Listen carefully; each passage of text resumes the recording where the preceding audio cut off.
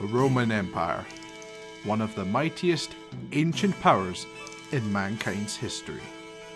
Born from the ashes of the defunct Roman Republic and forged in the fire of countless wars and rapid military expansion, the Roman Empire was the pinnacle of Rome's might, which allowed them to conquer most of ancient Europe and more.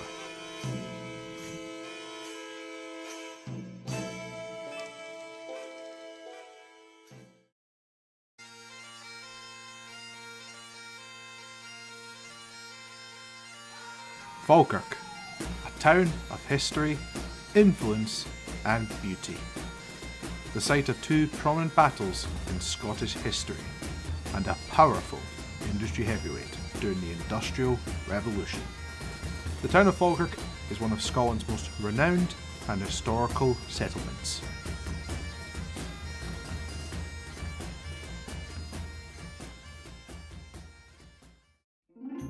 So what do these two distinctively disparate but historical places have to do with one another? Well, the Roman Empire was so expansive it stretched not only across ancient Europe but also ancient Britain, where, during the 2nd century, the mighty Roman Empire tried to conquer Caledonia, ancient Scotland. Defensive fortifications were placed to counteract the native tribes and cement Roman conquest in Britannia, Hadrian's Wall being the mightiest and laying down the foundation for the border between modern-day Scotland and England. There was another wall, however, that spanned 39 miles through the central belt of Scotland, a wall that signified the sheer reach of the Roman Empire, whose remnants branch across what is now the town of Falkirk. This is the story of how the remnant of the Antonine Wall influences Falkirk even today, and how it tells of a remarkable story of an achievement of Rome, the northernmost settlement of the Roman Empire.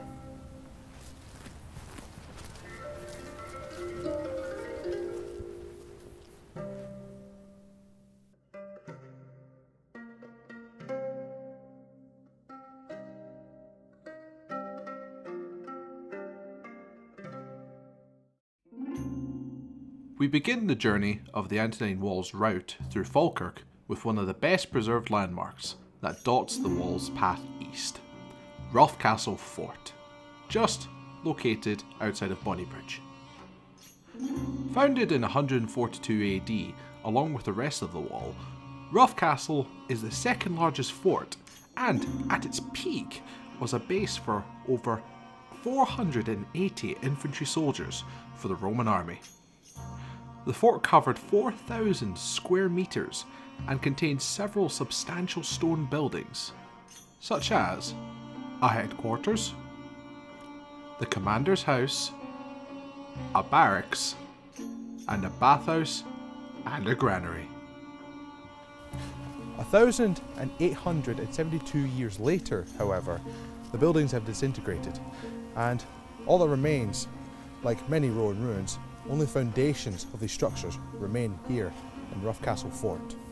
They still, however, tell an amazing story of the wall itself and how very little of the wall remains today. Unlike its more prominent sibling, Hadrian's Wall, which was built with squared stone and turf, the Antonine Wall was built with much less stone and was primarily turf-based. Over time, however, Hadrian's Wall endured, whilst Antonine's Wall fell into ruin. This is why today, landmarks of the wall across the central belt are much more scarce than they are at the border.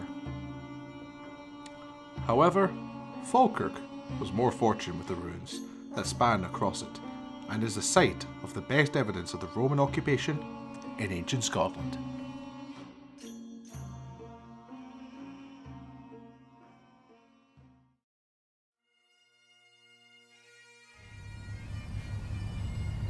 The Falkirk Wheel, built in 2002. It's a monument not only to Falkirk itself, but to the ingenuity of the Scottish people. The Union Canal and the Forth Clyde Canal had been separated from one another since 1933, when the previous links of locks had been dismantled. This is a one-of-a-kind engineering marvel that brought together Glasgow and Edinburgh's waterworks. And in a way, it helps in portraying Falkirk as a link not only of cities, but of cultures. Antonine's Wall would have ran alongside the Forth and Clyde Canal, being built 5 metres wide and 3 metres high, from stone and turf. The mounds of turf only remain, however, as they run towards the inner reaches of the Falkirk Council area, leaving many gaps in a landmass that go on for many miles in certain places. The wall, however, was more effectively symbolic in nature, rather than defensive. It signified the Romans' conquest of Scotland, and stood as an intimidation factor against many of the independent tribes that occupied ancient Scotland, then referred to as Caledonia by the Romans. In what would have been ancient Falkirk, the two cultures were separated rather than brought together, and rather than being a monument to unity, it became something else, a monument to the Romans' sheer militaristic might. Modern-day Falkirk is a far cry from the Roman settlements of old, but some things never change. People went about their business. The farmers tended to their flock, the workers went to the tanneries, and the soldiers went about enforcing their might. Although it cannot be confirmed or denied that if there was a Roman settlement where Falkirk now lies, there is evidence of buildings and hoards of coins found in ancient foundations, implying there was trade. One of the most interesting and significant finds, however, with all these Roman coins and ruined foundations, was something undeniably important. A material that defines what it is to be Scottish and have a clan. What was found was a cloth of tartan, the oldest piece in Scottish history. It's undeniable that Scottish culture has endured the test of time, along with the ingenuity of the Scottish people. The Romans were in a way a precursor to this, and passed on their innovation to the places they conquered, such as straight roads that helped the flow of transit, aqueducts for the transportation of water, concrete for the construction of buildings, central heating to keep people warm, and even the English language people speak today is descended from Latin. Another thing the Romans gave the people of today was the Roman calendar, which became the world standard of keeping track of time. Calendar is also the namesake of the next noble landmark east of the Antonine Wall.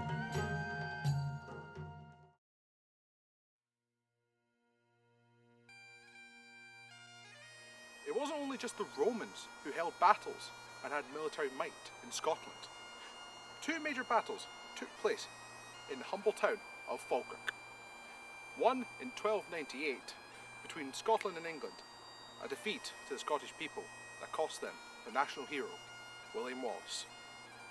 And there was another in 1746 where the Scottish rebel force, the Jacobites, defeated a British government army.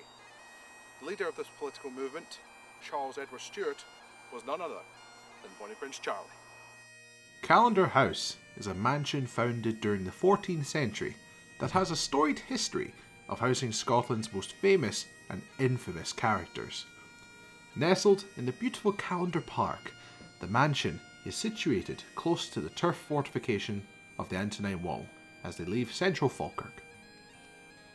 It housed many historical figures such as Mary Queen of Scots, Oliver Cromwell, Queen Victoria, and, of course, Bonnie Prince Charlie, who led a failed attempt to return the Stuart royal bloodline to the throne of Scotland and England. The militaristic failures that haunt Falkirk also ring true with the wall that runs through it. Although the Antonine Wall provided a defensive line against the ancient Caledonians and helped create a buffer zone from there to Hadrian's Wall. The Antonine Wall, after only 8 years after its completion in 162 AD, was abandoned.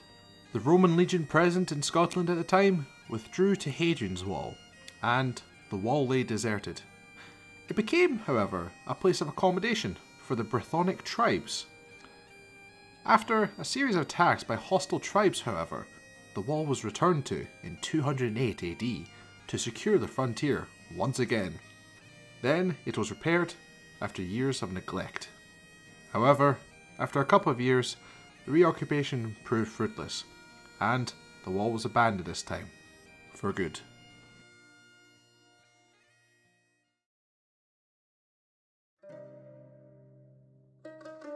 The end of the wall's path through Falkirk is a sombre one. Very little indication of there being a wall here remain. The ruins of turf and stone having been eroded away and being supplanted by roadways and modern buildings. Echoes of the Roman occupation fall upon deaf ears as Mumrill's Road, the site of what would have beheld the largest fort alongside the Antonine Wall, lays empty and undistinguished. These ruins, if you like to call them that, stretch on for miles across the town of Falkirk. And as they come towards the end, you see something quite special. The Canale ruins.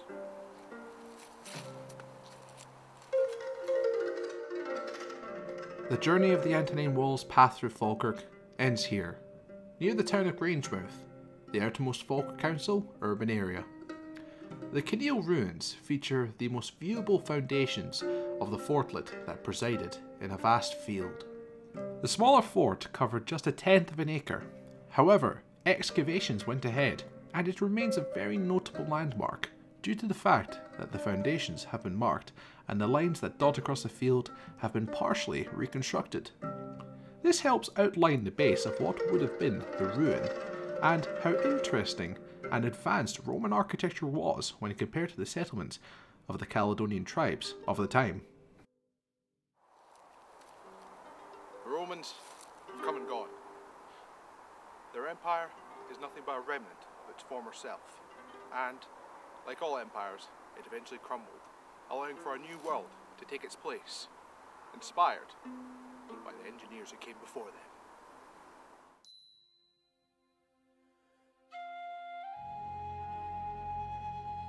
Falkirk and the Antonine Wall. They're both intertwined with one another, and both allude to each other in coincidental, ironic, but sometimes fitting ways.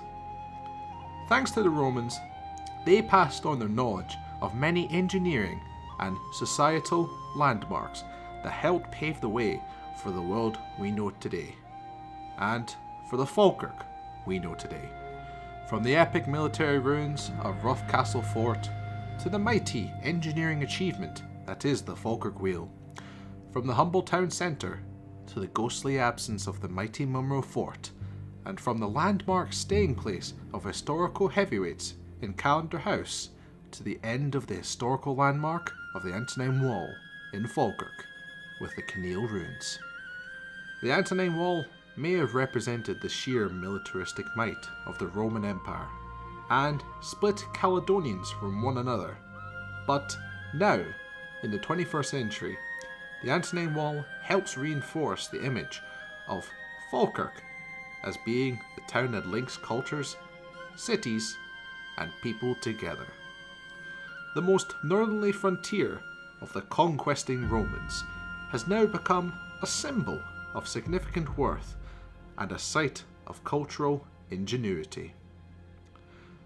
The northernmost reach of the Roman Empire has become a northernmost symbol of Scotland's heritage.